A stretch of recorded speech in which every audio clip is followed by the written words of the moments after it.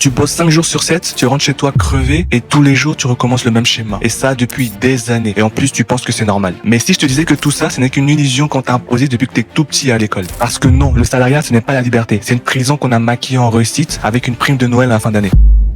Depuis tout petit à l'école, on t'a pas éduqué, on t'a dressé. Je me souviens un jour quand j'étais au primaire, j'avais 8 ans, j'étais quelqu'un de très curieux, j'avais plein d'énergie et j'ai levé la main pour demander à ma prof pourquoi la lune brillait dans le ciel. Et elle m'a juste répondu, ce n'est pas le programme. Et là, j'ai compris que c'était pas l'envie de comprendre qui rentrait depuis son compte à l'école, mais c'était l'envie de rentrer dans le cadre, de suivre le programme, de cocher les cases, de rentrer dans le rang. Et ce jour-là, une flamme s'est éteinte en moi. Et comme des millions d'autres enfants, j'ai appris à me taire, j'ai appris à me plier aux règles et j'ai appris à être docile. On nous a fait croire que poser des questions c'était mal, que vouloir comprendre c'était perturber la classe, que penser différemment c'était un problème. Alors, on a tous appris à nous taire, à s'effacer, à ressembler aux autres, à se conformer aux autres et à croire qu'en se conformant aux autres, c'est la réussite. Et ça, ils ont réussi à nous faire croire que c'était de l'éducation. À l'école, on t'apprend pas à penser, on t'apprend à attendre. Attendre que la cloche sonne pour pouvoir parler. Attendre la permission pour pouvoir bouger. Attendre qu'on te dise ce que tu dois dire, faire, apprendre et répéter. Tu grandis dans un monde où réfléchir par toi-même, ça devient risqué. Où désirer plus, c'est mal vu par les gens. Alors tu t'effaces, tu te soumets aux règles. Et tu fais ce qu'on attend de toi, pas parce que tu l'as choisi, mais parce qu'on t'a appris que sortir du rond, c'était mal. Quand tu bouges trop, punition. Quand tu poses trop de questions, sanction. Quand tu penses différemment de la masse, on se moque de toi, voire même on te met à l'isolement.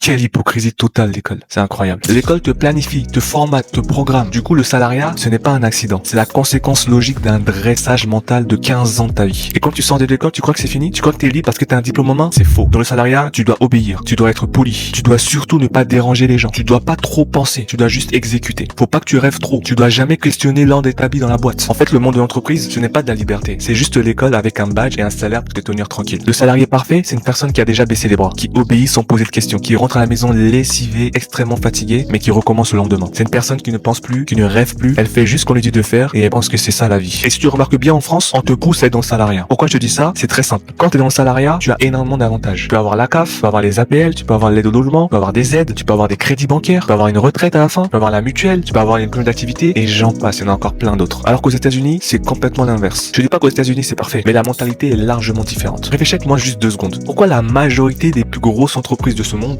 viennent des États-Unis? C'est simple, parce qu'aux États-Unis, il n'y a pas d'aide. Les gens aux États-Unis, quand ils ont un travail, ils font tout pour le faire bien parce qu'ils savent très bien qu'ils peuvent se faire virer du jour au lendemain. Et il n'y a pas de plan B, il n'y a pas de chômage, il n'y a pas de aide au logement, il n'y a rien de tout ça. Quand tu te fais virer, tu te fais virer en année. Quand ils ouvrent une entreprise, ils font tout pour que ça fonctionne. Quand tu ouvres une entreprise, tu dois tout faire pour qu'elle réussisse. Si elle réussit pas, t'es à la rue. Tu sais, il y a pas très longtemps, j'ai écouté une histoire, c'est un mec qui s'appelle Sun Tzu. Son rôle à lui, c'était d'aider les empereurs à conquérir des villages et des pays. Et un jour, il y a un empereur qui lui a posé la question et qui lui a dit pourquoi à chaque fois quand tu veux conquérir un pays ou un village, tu laisses toujours une porte de sortie aux habitants. Pourquoi? Alors que tu peux tout barricader, pourquoi tu laisses toujours une porte de sortie? Et il a simplement répondu, quand tu laisses une porte de sortie à un être humain, psychologiquement, il va se dire pourquoi me battre alors que je peux prendre la porte de sortie et essayer de m'enfuir. Mais à contrario, quand tu barricades et tu fermes toutes les portes de sortie, le cerveau de l'être humain se met en mode survie et il se dit je n'ai plus rien à perdre, donc je vais me battre. Et un être humain qui n'a plus rien à perdre, il est redoutable. Et c'est pareil aux États-Unis. Vu que là-bas il y a pas d'aide, ils savent que s'ils ne réussissent pas, ils sont à la rue. Donc techniquement, ils ont rien à perdre. Donc qu'est-ce qu'ils font? Ils se donnent à fond. En France, tu as des aides partout. Ça fait que les personnes, ils se donnent pas à fond parce qu'ils sont dans leur confort. Aux États-Unis, leur plan A c'est leur plan A, leur plan B c'est leur plan A, leur plan C c'est leur plan A. Donc ils donnent tout en fait. Ils ont pas d'autre alternative que tout donner pour que ça réussisse. Donc ils sont redoutables. Alors qu'en France, on est dans notre confort, on se dit que si on ne réussit pas, c'est pas grave, il y a le chômage. En France, on te félicite quand tu signes un CDI, alors qu'aux États-Unis, on te respecte quand tu ouvres un business. 2 mentalités différentes. Le salariat t'empêche de voir grand parce que ton confort devient ta prison. Et j'aimerais qu'on fasse une aparté sur quelque chose que beaucoup de gens croient, mais qui est archi faux. Les gens croient que le salariat, c'est une sécurité. C'est la plus grosse connerie que j'ai entendue. Il y a qu'à voir en 2020 avec la pandémie du Covid-19. Les gens se sont fait licencier par milliers. CDI ou pas CDI, quand une entreprise a besoin d'argent, elle licencie pour justement économiser de l'argent. Faire croire que le CDI ou le salariat, c'est la sécurité, c'est une illusion. C'est complètement faux. Parce qu'encore une fois, en 2020, les gens se sont fait licencier par milliers. Et ça continue encore. On connaît tous la citation qui dit ne pas mettre tous ses œufs dans la même panier. Mais pourtant, toi, tu dépends d'une personne, ton patron. Si ton patron saute, tu sautes. Si l'entreprise va mal, tu sautes. Si ton patron n'est pas de bonne humeur, tu risques de sauter. Et si t'as une grande gueule et ce que tu dis ça dérange, tu sautes. Et le pire dans tout ça, c'est que tu restes. Tu restes parce que tu as peur. Peur de perdre tes avantages. Peur de perdre la mutuelle. Peur de perdre tes tickets restaurants. Peur de ne pas rembourser ton crédit à la fin du mois. Alors tu renonces, tu baisses la tête et tu fais semblant que tout va bien avec ton sourire. Mais la vérité, c'est que le système te tient par les couilles en faisant croire que tu auras une retraite. Et parlons-en de la retraite d'ailleurs. On te dit travaille 40 ans de ta vie. Comme ça, quand tu auras 60 ans, 67 ans, tu pourras prendre ta retraite et te reposer, tu pourras voyager et être libre. Moi, je suis pas d'accord avec ça. Pour plusieurs raisons d'ailleurs. La première, c'est que déjà de 1, quand tu vas arriver à 65 ans, 67 ans, tu n'auras pas la même forme physique que quand tu avais 30 ans ou 40 ans. C'est-à-dire que tes plus belles années sont déjà passées. Qu'est-ce que tu vas profiter déjà? Tu seras fatigué avec une canne, tu auras des problèmes de santé. Qu'est-ce que tu vas profiter? Tes meilleures années sont déjà passées. Donc déjà, c'est une illusion. De 2, toute ta vie, tu as gagné 2000, 2500 euros par mois, par exemple. Tu penses que ta retraite, ça va être de combien? combien? Ça va être de 1003, 1004, 1005. De nos jours, 1500 euros, tu fais quasiment rien avec. Surtout avec l'inflation, etc. Qu'est-ce que tu vas faire avec 1500 euros? Et la troisième chose que je trouve ça absurde avec la retraite, c'est quand on te dit, oui, travaille 40 ans de ta vie. Comme ça, quand tu auras 65 ans, 67 ans, tu pourras profiter. Mais qui te dit que tu vas arriver à cet âge-là? Est-ce que ces personnes-là sont Dieu? Parce qu'il y a des gens qui ont travaillé toute leur vie et à 2 ans ou 1 an de la retraite, ils sont morts. Donc ces personnes-là, ils ont travaillé toute leur vie pour rien. Il y a des personnes même qui ont travaillé toute leur vie. Ils ont pris la retraite et 1 an plus tard, ils sont morts. Donc ils ont travaillé 40 ans pour profiter pendant 1 an, c'est ça? C'est une illusion en fait. Donc personne peut savoir exactement quand il va partir. Donc dire que oui, non, vous pouvez travailler, après vous pouvez profiter, c'est une illusion. Tu taffes pour survivre, pas pour vivre. Tu manges pas quand t'as faim, tu manges quand c'est ta pause. Tu comptes tes jours de vacances comme un prisonnier compte ses jours avant sa libération. Et surtout, j'ai envie de te parler d'une chose. Ce sentiment que tu as le vendredi soir et le dimanche soir. C'est 2 sentiments complètement différents. Le vendredi soir, tout le monde est content parce que c'est le week-end. Ah, c'est le week-end, je vais pouvoir me reposer, je vais pouvoir aller boire un verre avec mes potes, je vais pouvoir sortir en boîte, je vais pouvoir faire plein de choses, grasse mat, etc. Et les gens sont hyper contents, même de bonne humeur le vendredi. Ils sont de très bonne humeur. Mais arrivé le dimanche soir, là, tu commences à avoir une boule au ventre. Parce que t'as pas envie d'aller travailler, tu te dis, putain, j'aime pas ce travail, il faut que encore j'aille travailler pour un patron que j'aime pas, j'ai encore revoir mes collègues, etc. Et tout. Quand t'as cette boule au ventre là, le vendredi et après le dimanche, c'est que le salariat n'est pas fait pour toi. Parce que tous les jours, tu te lèves pas pour réaliser tes rêves, mais pour réaliser les rêves de quelqu'un d'autre, ton patron. Et ce qui est subtil dans tout ça, ils sont très très forts pour le faire, c'est qu'ils te donnent suffisamment d'argent pour payer ton loyer, ta nourriture, ton essence, mais pas assez d'argent pour pouvoir être libre et indépendant. Comme ça, t'es obligé de revenir travailler et tu refais ça tous les jours, à tourner en rond comme un hamster qui tourne dans sa roue en pensant qu'il va arriver quelque part. Quand t'es dans le salariat, on te facilite l'accès au crédit immobilier, au crédit auto, au crédit à la consommation. Comme ça, tu pourras t'endetter pendant des années, donc revenir toujours travailler pour pouvoir rembourser tes crédits. Et encore une fois, tu tournes en rond, c'est un circuit sans fin, comme le hamster qui tourne dans sa roue en pensant qu'il va arriver quelque part. Je connais une personne qui était pour le salariat, qui m'a même poussé à être dans le salariat en me disant que oui, c'est la sécurité, t'as un salaire, t'as des avantages, tu te prends pas la tête, t'as pas de problème, etc. et tout. Ou le problème, c'est pour le patron. Sauf qu'aujourd'hui, maintenant que cette personne a des enfants, elle a compris une chose, c'est que quand t'es salarié, tu n'es pas libre. Elle m'a dit qu'à chaque fois son enfant est malade, ça lui brise le cœur de l'amener chez la nounou et de la laisser toute seule et d'aller au travail. Elle m'a dit aussi que ça lui brise le cœur qu'on l'appelle toujours parce que son enfant est malade et qu'on lui dit de venir la chercher, mais qu'elle peut pas venir la chercher parce qu'elle est au travail et qu'elle a une mission très importante. Cette personne aussi m'a su confier qu'elle a acheté une maison et qu'elle ne profite que le week-end de cette maison-là. Parce que quand elle rentre à la maison, elle est fatiguée, elle donne à manger aux enfants, elle les fait dormir et après elle aussi elle doit dormir parce que le lendemain elle doit recommencer encore la boucle. Et elle s'est rendue compte que en fait la vraie liberté, ce n'est pas de gagner beaucoup d'argent ou d'être en